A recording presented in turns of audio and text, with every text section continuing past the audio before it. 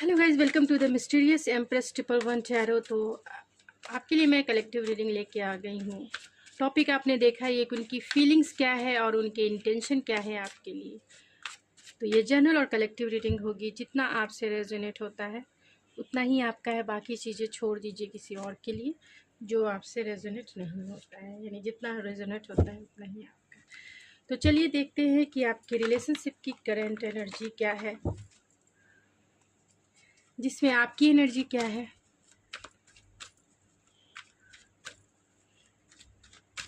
मेरे व्यूवर्स की एनर्जी क्या है, आपके पर्सन की एनर्जी क्या है इस रिलेशनशिप में, और आप दोनों की जो म्यूचुअल एनर्जी है, यानी मेरे व्यूवर्स और उनके पर्सन की म्यूचुअल एनर्जी।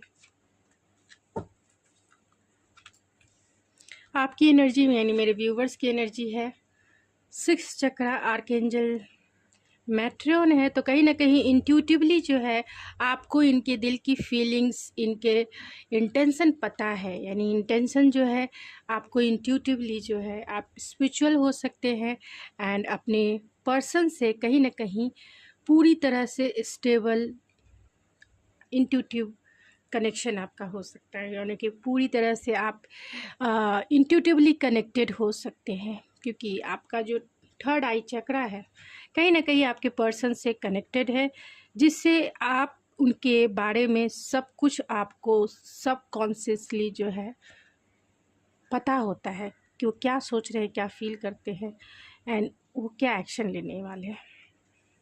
आप बहुत ज़्यादा टेलीपैथी के माध्यम से आप कनेक्टेड हो सकते हैं। आपके पर्सन की एनर्जी है, ओ माय गॉड,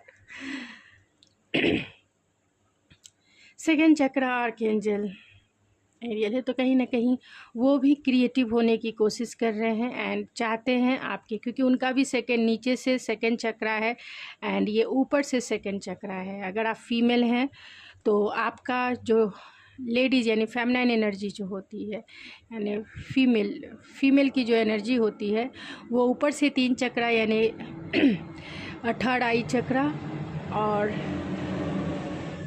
थ्रॉट चक्र एंड हार्ट चक्र होता है। एंड आप यानी जो मस्कुलाइन एनर्जी में होते हैं उनकी जो होती है रूट चक्र, सेकंड चक्र यानी सोलर प्लेक्सिस चक्र एंड सैक्रल चक्र होता है। तो 3 नीचे से ये मेल का होता है, यानी मस्कुलाइन एनर्जी में होते हैं, उनकी शुरू से ही अवेकनिंग रहती है। और जो फीमेल बॉडी में होते हैं उनका हार्ट चक्र, थर्ड आई चक्र एंड थ्रॉट चक्र। और जैसे ही आप दोनों का मिलन हो जाता है तो आप दोनों की जो 7th चक्र है वो इन लाइट होती है। यानी कि जैसे ही आपके चक्रास की हीलिंग हो जाती है, बैलेंस होते हैं, यानी कि 6 चक्र जब बैलेंस हो जाते हैं वैसे ही आपकी 7 चक्र ओपन हो जाती है।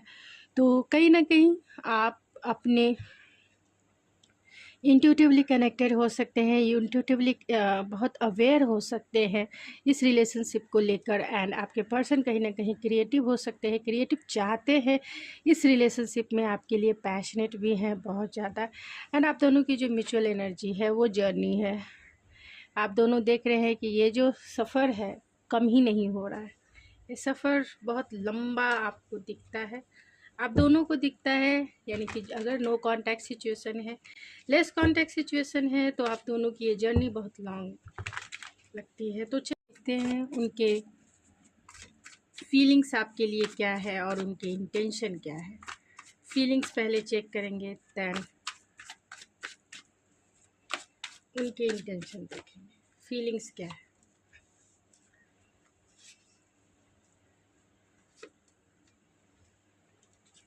फीलिंग्स बहुत डीपर लेवल की है, बहुत ज़्यादा डीपर लेवल की फीलिंग्स है। वो चाहते हैं आपकी तरफ एक्शन लेना। यहाँ एरीज, लियो, सेजिटेरियस हो सकते हैं, आप दोनों में लॉन्ग डिस्टेंस हो सकता है।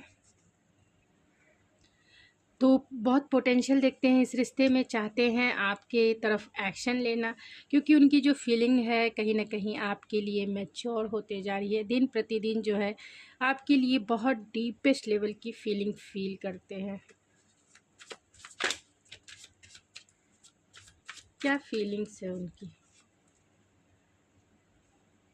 आपको वाइफी मटेरियल यानी मैरिज मटेरियल मानते हैं, हस्बैंड मटेरियल मानते हैं, आप अपने लाइफ में बहुत स्टेबल है फाइनेंशियली एंड इमोशनली भी स्टेबल हैं, तो आपको वो अपने लाइफ में लाना चाहते हैं, आपकी वैल्यू कहीं ना कहीं समझ रहे हैं।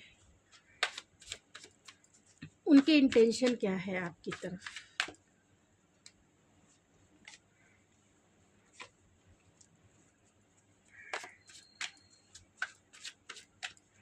उनके इंटेंशन क्या है?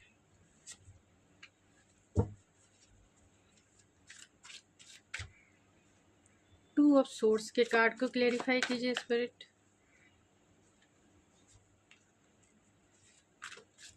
नाइन ऑफ पेंटिकल्स के कार्ड को clarify.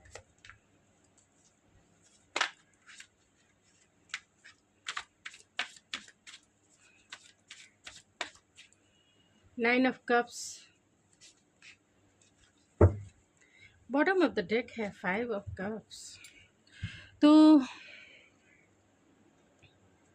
Five of cups, eight of cups and chariot. हो सकता है कि ये पर्सन से आपकी बातें नहीं हो रही है या फिर आपने इन्हें छोड़ दिया है, लेट गो, यानी आप इस रिश्ते से मूव ऑन हो गए या ये पर्सन इस रिश्ते से मूव ऑन हो चुके हैं या फिर घोस्ट कर दिया है।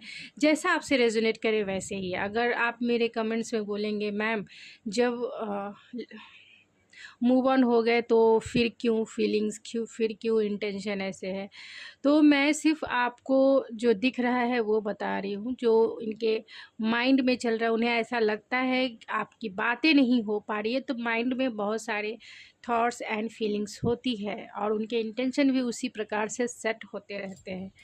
तो वो यही सोचते हैं अगर आपकी बातें नहीं हो रही हैं, अगर आपने इस रिश्ते में बहुत ज़्यादा एफ़र्ट्स लगाए हैं और आपने अभी अपना एफ़र्ट्स लगाना बंद कर दिया है, तो उनकी फीलिंग्स यही है, वो इंटेंशन यही है कि उन्हें बहुत कन्फ्यूज़न है, वो समझ नहीं पा रहे हैं कि क्या हुआ, आखिर आपने इनसे कांटेक्ट करना बंद क्यों कर दिया, क्यों इनके बारे में नहीं जान रहे हैं, क्यों इन्हें आपने अकेला छोड़ दिया, क्यों आपने इन्हें लेफ़्ट आउट फील करा दिया।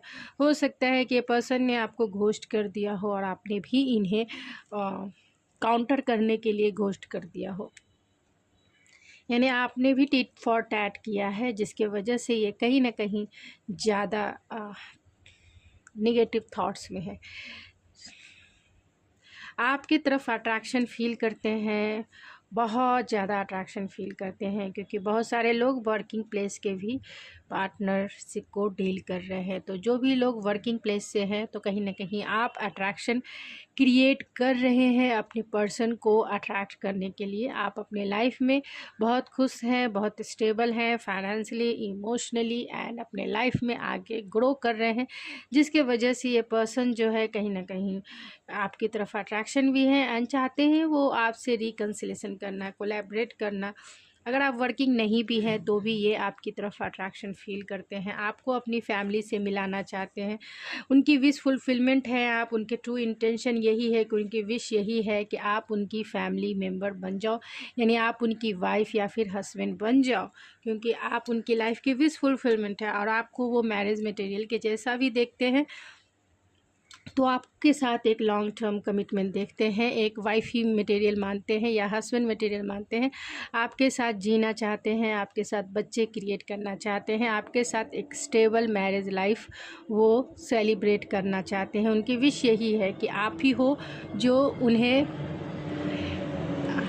कंप्लीट करते हो, एक मैरिज, एक फुल फैमिली, एक हैप्पी फैमिली, एक स्टेबल फैमिली, एक हैप्पी मैरिड लाइफ कहीं ना कहीं आप ही उन्हें फ़ील कराते हो, क्योंकि आपकी एनर्जी में वो बहुत प्रोटेक्शन फ़ील करते हैं, बहुत स्टेबिलिटी फ़ील करते हैं, बहुत सिक्योर फ़ील करते हैं और इसीलिए वो चाहते हैं आपके साथ फैमिली बनाना, आपके साथ एक स्टेबल रिलेशनशिप बनाना, क्योंकि आपके साथ विश फुलफिलमेंट है। उनके 9 कप्स ऐसे ही फुलफिल हैं एंड आपके साथ अगर वो फैमिली क्रिएट करते हैं, अपने बच्चे क्रिएट करते हैं, तो उनकी विश और भी कहीं ना कहीं फुलफ़िल हो जाएगी कि हैप्पी मैरिड लाइफ वो आपके साथ जीना चाहते हैं, हैप्पी मैरिड लाइफ बनाना चाहते हैं। इसीलिए वो चाहते हैं आपके साथ न्यू बिगिनिंग करना, आपके साथ पैशनेट स्टार्ट करना। अगर आपका रिश्ता स्टक है, आपका रिश्ता आगे प्रोग्रेस नहीं कर रहा है, आपका नो कांटेक्ट है, लेस कांटेक्ट है, या फिर आपका ब्रेकअप सिचुएशन, आप जिस भी पर्सन को माइंड में रख के इस रीडिंग को देख रहे हैं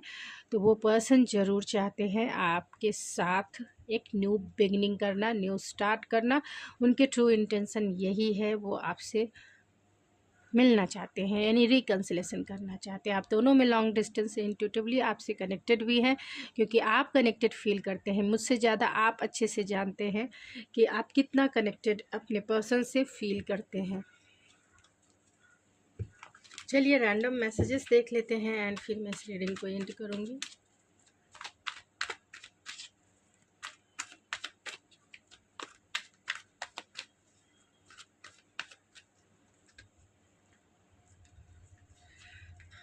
टाइम फॉर एक्शन है,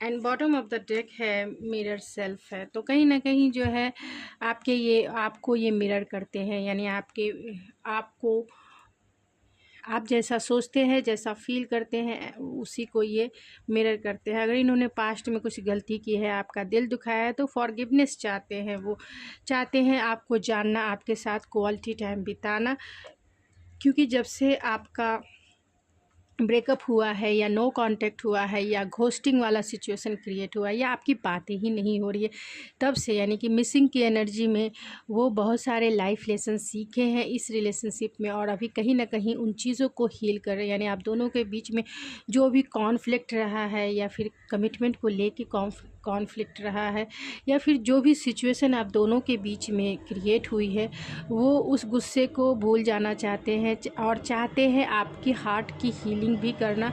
आप दोनों के बीच में यानी आपका दिल उन्होंने जितना दुखाया है, इसके लिए वो फॉरगिवनेस भी चाहते हैं, एंड आपकी वैल्यू कहीं ना कहीं उन्हें समझ में आई है। लाइफ के लेसन उन्होंने हार्ड सीखे हैं कि अपने आप को आपके बिना कैसे रखा जाए और कैसा एक दूसरे के बिना रहा जाता है अगर प्यार सच्चा होता है। तो वो लाइफ लेसन उन्होंने सीखे हैं।